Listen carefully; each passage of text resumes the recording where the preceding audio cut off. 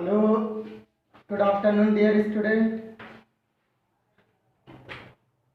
आज हम लोग नए टॉपिक को स्टार्ट करेंगे, नए चैप्टर को स्टार्ट करेंगे। टॉपिक तो हमारा सारा खत्म हो गया, उधर फिनिश कर लिया था हम लोगों ने फर्स्ट चैप्टर को एक चैप्टर को फिनिश किया था ऑर्गेनिक में। वो भी आपका क्या था, हेलो एल्केन्स और हेलो एरीन्स। उसके लास्ट वीडियो तक हमने देखा, उसके जितने भी टॉपिक्स थे वो हमारा फिनिश हो चुका था। एक नई एनर्जी के साथ एक नया आज चैप्टर स्टार्ट करेंगे। बहुत ही इंटरेस्टिंग चैप्टर है। चैप्टर का नाम हमने लिख दिया एल्कोहल्स, फिनॉल्स और ईथर। आज हमें स्टडी करना है एल्कोहल, फिनॉल और ईथर के बारे में स्टडी करना है। ये जो हमारा चैप्टर है ये भी काफी लॉन्ग चैप्टर है, काफी इंटरेस्टिंग चैप्टर है। ओके, आइए, अगर आपने हेलो एल्केन्स और हेलो एरीन्स को अगर अच्छे से पढ़ा होगा तो डेफिनेटली आपको यहाँ पे एल्कोहल और फिनॉल्स समझ में आएगा। ठीक है, एल्कोहल्स और फिनॉल्स में सेम फंक्शनल ग्रुप हमारे पास होते हैं, हाइड्रोक्सी ग्रुप होता है। ओके, जिस तरीके से आपके हेलो एल्केन्स में halogen as a functional group वहां पे वर्क कर रहा था, यहाँ पे जो हमारे पास फंक्शनल ग्रुप होगा वो फंक्शनल ग्रुप क्या होगा, यहाँ पे हाइड्रोक्सी ग्रुप होगा। ठीक है, एलिफेटिक भी हमारे पास हो सकता है अल्कोहल्स, या एरोमेटिक भी अल्कोहल्स हो सकता है। इन सबके बारे में हम क्लासिफाई करने की कोशिश करेंगे। सबसे पहले हम जानते हैं क्या होता है हमारे पास एल्कोहल्स। एल्कोहल्स क्या होता है, the hydroxy derivatives of saturated hydrocarbons, we can say as the hydroxy derivatives of aliphatic hydrocarbon। हम लोग ऐसे भी बोल सकते हैं, एलिफेटिक हाइड्रोकार्बन के जो हाइड्रोक्सी डेरिवेटिव्स होते हैं उसी को हम एल्कोहल के नाम से जानते हैं। जिस तरीके से आपने हेलो एल्केन्स में से हाइड्रोजन से बारी बारी से आपने सब्स्टिट्यूट करा था, रिप्लेस करा था हाइड्रोजन को, और different kinds of haloalkanes का फॉर्मेशन किया था, सेम कंडीशंस में आज हम लोग यहाँ पे फाइंड आउट करने की कोशिश करेंगे अल्कोहल, वो भी डिफरेंट टाइप्स के अल्कोहल्स को फाइंड करने की कोशिश करेंगे by the substitutions of hydrogen from aliphatic hydrocarbon with hydroxyl group. Hydroxyl group से हम क्या करेंगे, बारी बारी से हम हाइड्रोजन को सब्स्टिट्यूट करेंगे। किससे सब्स्टिट्यूट करेंगे, हाइड्रोक्सी ग्रुप से, और अल्कोहल का फॉर्मेशन करेंगे। ठीक है, तो the functional group of alcohols, हम अल्कोहल्स की बात करें या फिनॉल की बात करें, द फंक्शनल ग्रुप वो होता है हमारा क्या, हाइड्रोक्सी ग्रुप होता है। यहाँ पे भी हमारा हाइड्रोक्सी ग्रुप होता है। ठीक है, ईथर को जरा सा हट करके हम बात करेंगे, इसी चैप्टर में ही है, लेकिन जो नया एनसीईआरटी का हमारे पास बुक है उसमें ईथर जो दे रखा है उसको एक अलग ही चैप्टर में समराइज किया गया है। हम उसको अलग थोड़ा सा स्टडी करेंगे। पहले इन दोनों के बारे में हल्का सा डिस्कशन कर ले, उसमें भी इसके बारे में डिस्कशन करेंगे, देन फिनॉल के बारे में पढ़ेंगे, देन ईथर के बारे में स्टडी करेंगे। ओके, आई होप आप लोग समझ रहे होंगे। ठीक है, आइए समझते हैं hydroxy derivatives. That means when we will have to prepare, जब हमें बनाना होगा alcohols, and I want to prepare alcohols, first of all saturated hydrocarbon states and the hydrogen of saturated hydrocarbon replaced by hydroxy group one by one, and find out the monohydric, dihydric, trihydric alcohol etc. depending upon the number of hydroxy group replaces the hydrogen from the aliphatic hydrocarbon. कहने का मतलब जो हमारे पास aliphatic hydrocarbon की बात कर रहे हैं, एलिफेटिक हमने सेचुरेटेड को एलिफेटिक ले लिया, एल्केन ही ले लिया।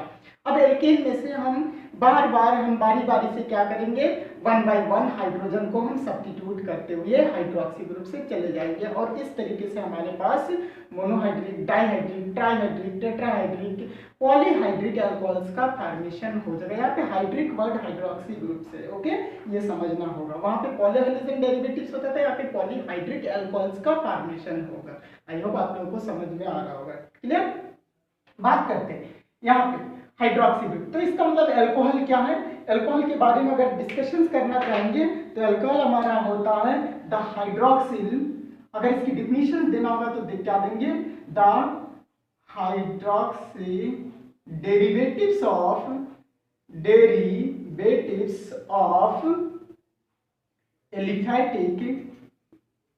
एलिफेटिक हाइड्रो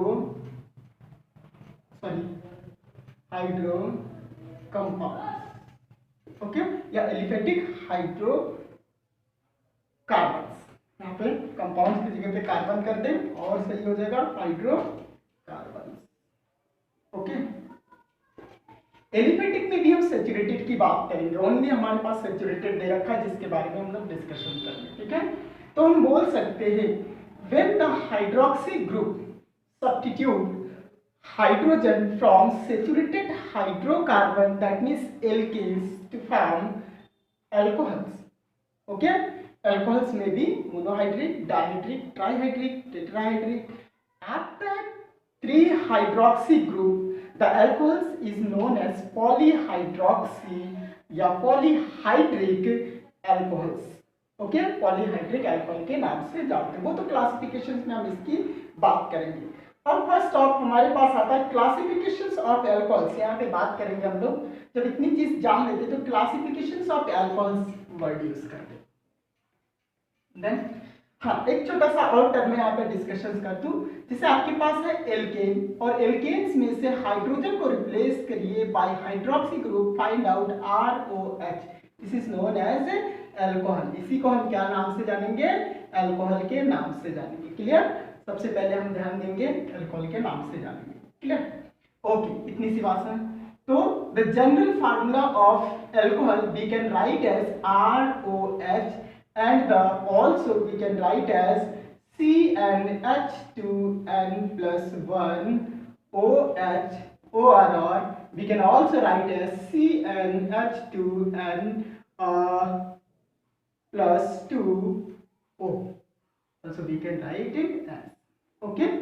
अब यहाँ से एक क्वेश्चन हम राइज करते हैं, अगर हम इस फार्मूले से हम देखते हैं तो हमारा ईथर और अल्कोहल का एक ही फार्मूला होता है, इसीलिए ईथर को इस चैप्टर में रखा गया। आज तो सा इंट्रोडक्शन क्लास है, इसका बहुत अच्छे समझ में आनी चाहिए ये बात है। अगर हम बोलते हैं कि ये जो फार्मूला अगर इस तरीके से हम अरेंज करते हैं, if the formula is arranged as this formula describes both of alcohols as well as ether. Why ether? We want to see, suppose we have CH3, CH2 and OH. Okay, if the valency of oxygen which is satisfied by hydrogen is satisfied by carbon group in both sides, that means they have ether.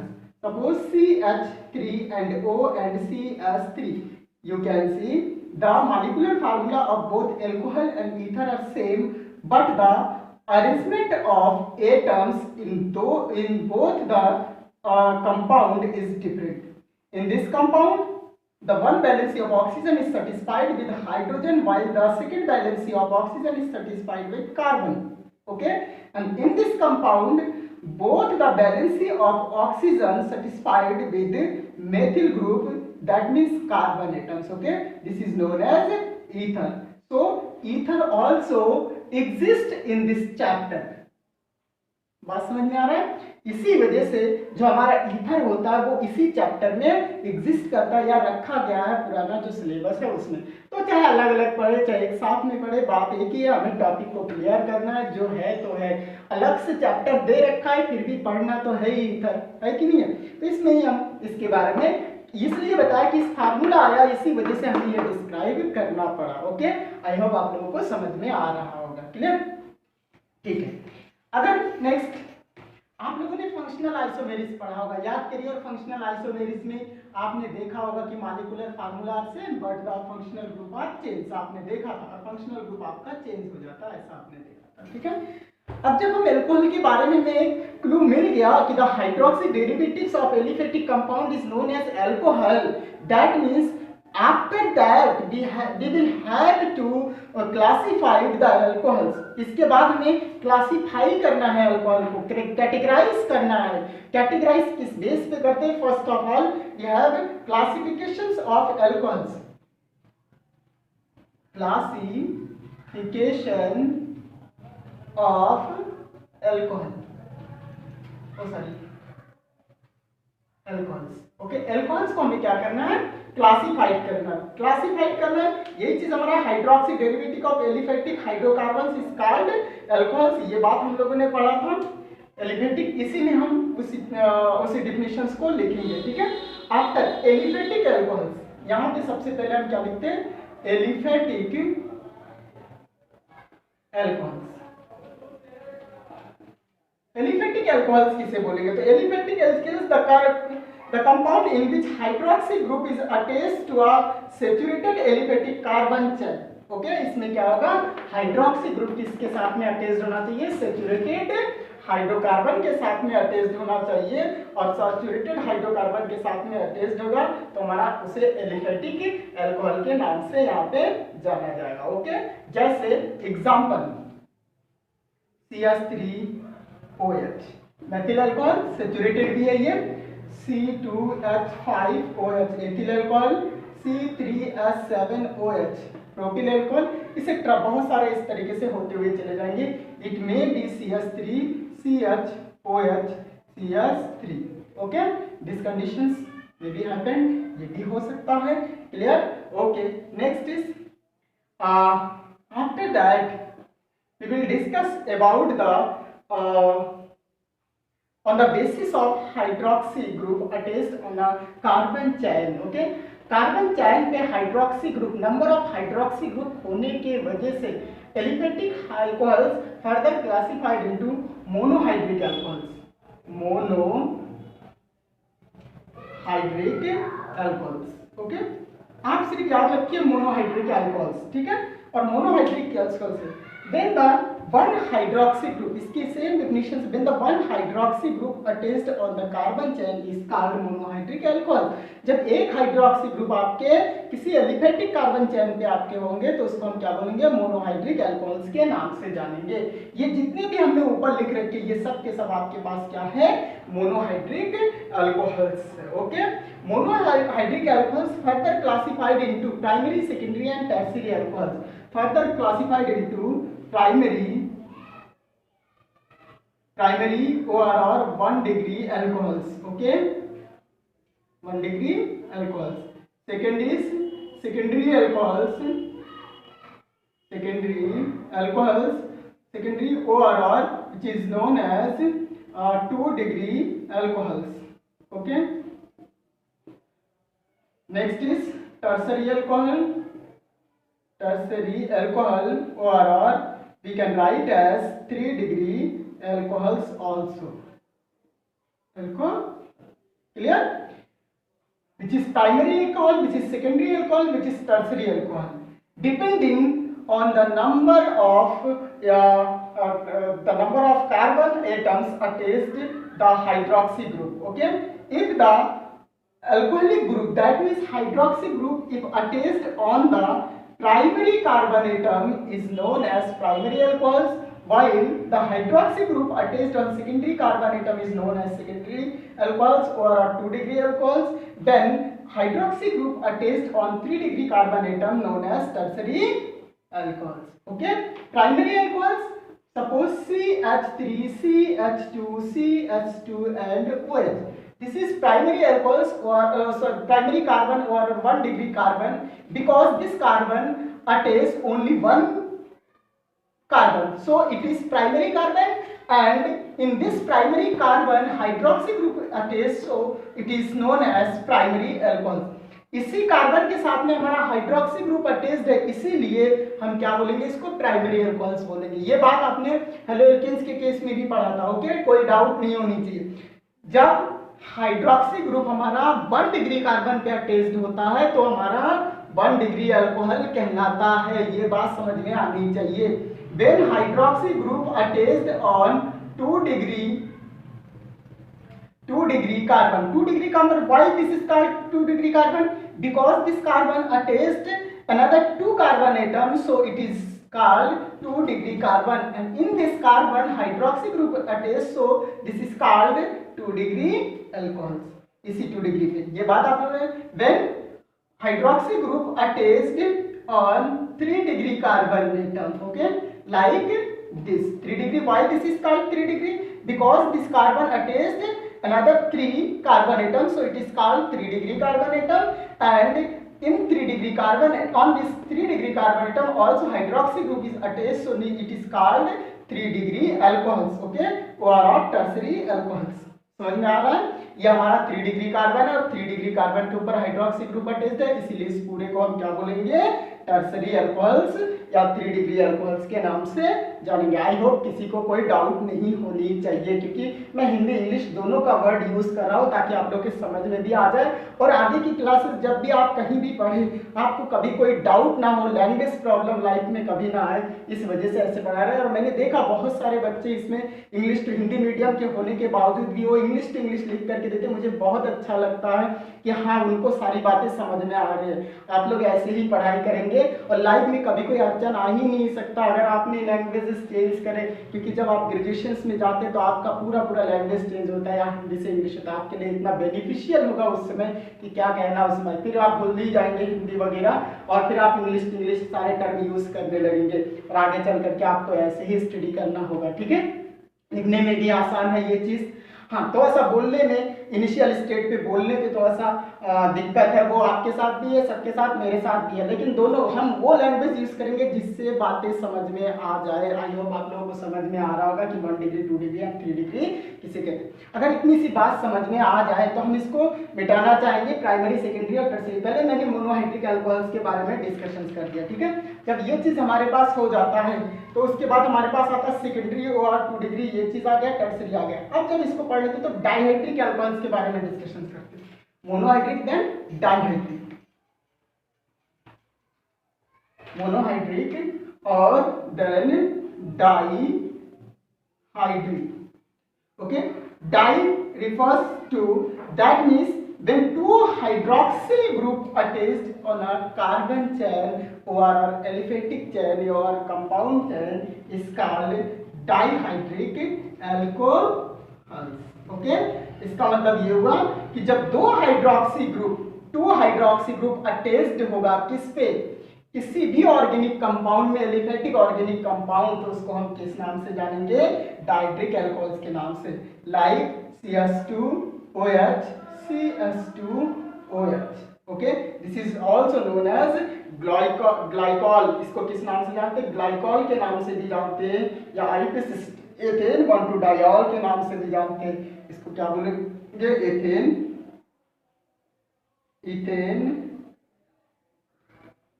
1,2-डाइऑल, ये नाम से भी जानते हैं, और इसको glycol के नाम से भी जाना जाता है। ये बात हमेशा याद रखिए, ये क्या हो गया आपका, डाई हो गया। ठीक है, इसमें एक सिस्टम हम लोग पढ़ने की कोशिश करेंगे डाइहाइड्रेट में, और डाइहाइड्रेट में ये देखने की कोशिश करेंगे। हाँ, डाइहाइड्रेट के बाद हमारे पास आता है ट्राइहाइड्रिक के बारे में डिस्कशन करते हैं। ट्राइहाइड्रिक अल्कोहल्स हमारे पास क्या होता है नॉमेनक्लेचर में, और इसको एक्सप्लेन करने की कोशिश करेंगे। डाई का मतलब दो, ये समझ में, यह हमारे पास एडजेसेंट कार्बन की भी होता है, अल्टरनेटिव होगा तो उसका नाम कैसे लिखेंगे ये नॉमेनक्लेचर में डिस्कशन करेंगे। अभी तो हम इसको आइडेंटिफाई कराने की कोशिश करें, क्लासिफाई करने की कोशिश करेंगे। इस वीडियो में हम लोग सिर्फ कोशिश ही करेंगे इसको खाली परिचय कराने के लिए। हाँ, क्या ट्राइहाइड्रिक का, जब हम ट्राइहाइड्रिक की बात करते हैं, ट्राइहाइड्रिक, तो आपके दिमाग में आ गया होगा ट्राइहाइड्रिक मींस क्या होता है, when 3 hydroxy group attached on a carbon chain. जब कार्बन चेन पे हमारे पास 3 हाइड्रोक्सी ग्रुप अटैच्ड होंगे तो उसको हम क्या बोलेंगे, ट्राइहाइड्रिक बोलेंगे। आप लिख सकते हैं CH2 CH CH2 OH OH OH। Okay, 3 hydroxy group हो गया, ट्राइहाइड्रिक हो गया। ओके, इसका नाम कैसे लिख सकते हैं आप, इसका नाम जो भी है, propane 1 2 3 triol. Okay, tri word is देखिए, प्रोपेन, सॉरी जल्दी में सब, प्रोपेन 1 2 3 ट्राइऑल, 3 बार ऑल है इसलिए ट्राइऑल। ओके, इस तरीके से हम इसका नाम लिखते हैं। जब 3 से अधिक हमारे पास हाइड्रोक्सी ग्रुप होता है तो उसको ट्राइहाइड्रिक ना बोलकर उसको पॉलीहाइड्रिक वर्ड यूज करते हैं। नेक्स्ट चीज हमारे पास क्या होता है, polyhydric, polyhydric alcohols. Okay, polyhydric, what is polyhydric alcohols, when more than 3 hydroxy group attached on a carbon chain is known as polyhydric alcohols। किस नाम से जानेंगे उसको, polyhydric. Suppose CH2 CH CH CH2 OH OH OH OH, this is polyhydric alcohols because here more than 3 hydroxy group attached in this compound, so it is called polyhydric alcohol। okay, I hope you are getting, क्या मैं बोल रहा हूँ आप लोग समझ रहे होंगे, मुझे आशा है इतना चीज। अब polyhydric if you want to write the name of this compound, write 1 2 3 4 butane, butane. Okay, 1 2 3 4, 1 2 3 4 tetrol. Okay, tetrol. Okay, you can write as, clear? Okay, pentol, फिर hexol, etc. If suppose CH, sorry, suppose CH 2 CH CH CH CH 1 2 3 4 5 6 and OH OH OH OH OH OH. Okay, polyhydroxy, polyhydric alcohols, and the name of hexane. First of all, the hexane, the parent hydrocarbon, longest chain hexane. Then 1 2 3 4 5 6, 1 2 3 4 5 6, 1 2 3 4 5 6 hexol. Word hex, hex means 6 times written, so hex and all for the hydroxy group OH. Okay, all written for hydroxy group. Clear? I hope आप लोगों को समझ में आ रहा होगा. ठीक, erase करते हैं, इसको समझने की कोशिश करते हैं. जब इतनी चीज पढ़ लेते, एक हमारे पास था allylic alcohols. Okay, allylic alcohols के बारे में डिस्कशंस करेंगे. एलिलिक अल्कोहल को समझने के लिए 1 minute I want to see first of all. Okay.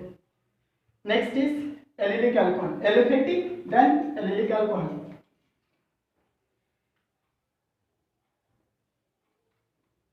Allylic alcohol. What is allylic alcohols? Allylic alcohols means when the hydroxy group attached on the carbon atom bonded with double bond carbon atoms. That means when suppose CH2 double bond CH bond CH2 and then OH. This is known as allylic alcohols. What? Allylic alcohol. Also it is 1 degree alcohols. Okay? ये आपका क्या है? 1 degree alcohol भी है और इसे allylic alcohol बोलेंगे. Allylic alcohol क्या बोलते हैं? जैसे एलिलिक हैलाइड आपने वर्ड दिया था, डबल बॉन्ड के नेक्स्ट कार्बन के साथ में जब हमारा हाइड्रोक्सी ग्रुप अटैच्ड होता है तो ये हमारा क्या होता है? एलिलिक होता है. आई होप आपको समझ में आ रहा होगा.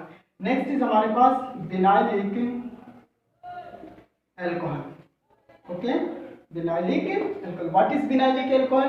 When the hydroxy group attached with double bonded carbon atom. जो डबल बॉन्डेड कार्बन एटम जब उसी के साथ में हमारा हाइड्रोक्सी ग्रुप अटैच्ड होता है तो हमारा क्या होता है? Vinylic alcohol. This is known as vinylic alcohol. Okay, I hope you are getting. Next is benzylic alcohol. Benzylic alcohol. Okay, ORR. This is also known as aromatic alcohol. Aromatic alcohol. Okay, in this alcohol, very important, very important, in this alcohol the hydroxy group attached to the carbon atom attached with benzene ring. इसमें ORR we can say in this alcohol the hydroxy group attached to the side chain present on benzene ring. benzene ring में जो side chain हमारे पास होता है उस side chain के साथ में ये अटैच्ड होता है. It may be CH2OH. That means उस कार्बन के साथ में अटैच्ड होता है जिसका हाइब्रिडाइजेशन क्या होनी चाहिए? sp3 होनी चाहिए. क्लासिफिकेशन हाइब्रिडाइजेशन के बेस पे हम नहीं करेंगे क्योंकि हाइब्रिडाइजेशन के बेस पे आप वैसे ही करेंगे जैसे आपने हेलो कंपाउंड्स में पढ़ा था. ओके, तो हम इसके बारे में डिस्कशन नहीं करेंगे. क्यों? क्योंकि वहां पे जैसा हाइब्रिडाइजेशन था सेम, वहां पे हेलोजन ग्रुप था तो हमारे यहाँ पे बस हाइड्रोक्सी ग्रुप आ जाएगा. सेम वैसे ही क्लासिफाई करना अगर कभी आ जाए तो. इसका हाइब्रिडाइजेशन sp3 होगा. अब देख रहे हैं कि इसको हम क्या बोलते हैं? बेंजिल बोलते हैं. इसीलिए इसको हम क्या बोलेंगे? Benzylic alcohol. क्या बोलेंगे? बेंजिलिक. क्योंकि यहाँ पे एक एरोमेटिक रिंग है इसलिए इसको एरोमेटिक अल्कोहल्स के नाम से भी जाना जाता है. लेकिन कभी भी अगर एरोमेटिक रिंग के साथ में डायरेक्टली हाइड्रोक्सी ग्रुप अटैच्ड होता है तो उसको हम एरोमेटिक अल्कोहल के नाम से नहीं जानते, उसको किस नाम से जानते हैं? फिनॉल के नाम से जानते हैं। जब बेंजीन रिंग के साथ में ये डायरेक्टली हमारा इस तरीके से अटैच्ड होता तो ये हमारा क्या हो जाता, फिनॉल की कैटेगरी में आता, ना कि एरोमेटिक अल्कोहल बोलते इसको, ऐसा नहीं बोलते। ओके, ये बात हमेशा याद रखिए। एरोमेटिक अल्कोहल कब बोलेंगे, जब बेंजीन रिंग के साथ में कोई साइड चेन होगा और उस साइड चेन से हाइड्रोजन को सब्स्टिट्यूट करेंगे और तब जाकर के इसको क्या बोलेंगे, एरोमेटिक अल्कोहल्स का नाम देंगे। ठीक है, इसका नाम क्या हो जाएगा, फेनिल देन मेथनॉल। इसका नाम क्या हो जाएगा, फेनिल, इतने के लिए वर्ड यूज करेंगे फेनिल, और यहां से यहां तक मेथेनॉल, मेथेनॉल।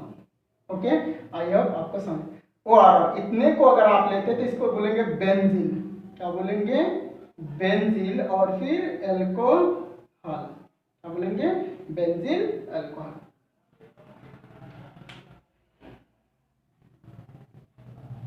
ओके, आइए जरा सा इसमें एग्जांपल और जरा सा देते हैं, इसके और एग्जांपल देते हैं। CH2 CH2 फिर OH, क्या नाम होगा इसके, दो नाम लिखेंगे हम। सबसे पहले phenyl then ethyl ethanol. Phenyl ethanol इसका नाम लिख सकते हैं, या 2 फेनिल नंबर दे करके, इसको 1 हो जाएगा, ये 2 हो जाएगा, तो इसका नाम हो जाएगा 2 फेनिल। देन आईपीसी सिस्टम में चूंकि लिख रहे हैं तो एथेन बनल, इसका नाम क्या हो जाएगा, इसका लॉन्गेस्ट एथेन, और ई नहीं लिखेंगे, फिर 1 ऑल लिखेंगे, ये हो गया। दूसरी कंडीशंस में अगर आप इसको जनरल लिखना होगा तो इसके लिए अल्फा हो गया, ये बीटा हो गया, इसका होगा बीटा फेनिल, क्या हो जाएगा, बीटा फेनिल। और बीटा फेनिल के बाद इसका नाम लिखेंगे एथिल, क्या नाम लिखेंगे, एथिल, और इसके लिए वर्ड आप क्या यूज कर देते, अल्कोहल वर्ड यूज कर देते, तो ये भी क्या हो जाएगा, अल्कोहल। क्लियर, आई होप आपको समझ में आ रहा होगा। ठीक है, एक एग्जांपल और दे दें। एक एग्जांपल में आपके पास कौन सा एग्जांपल है, इसके आगे लॉन्गेस्ट चेन बढ़ाते हुए चले, या कोई ऐसा सिस्टम हम लिख ले इस तरीके से,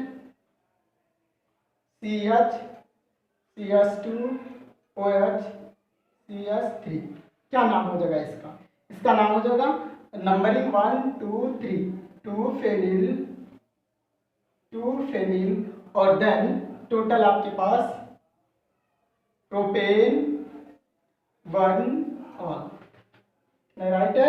next is beta phenyl propyl, 1 alpha, and then this is known as beta phenyl, and then propyl or alcohol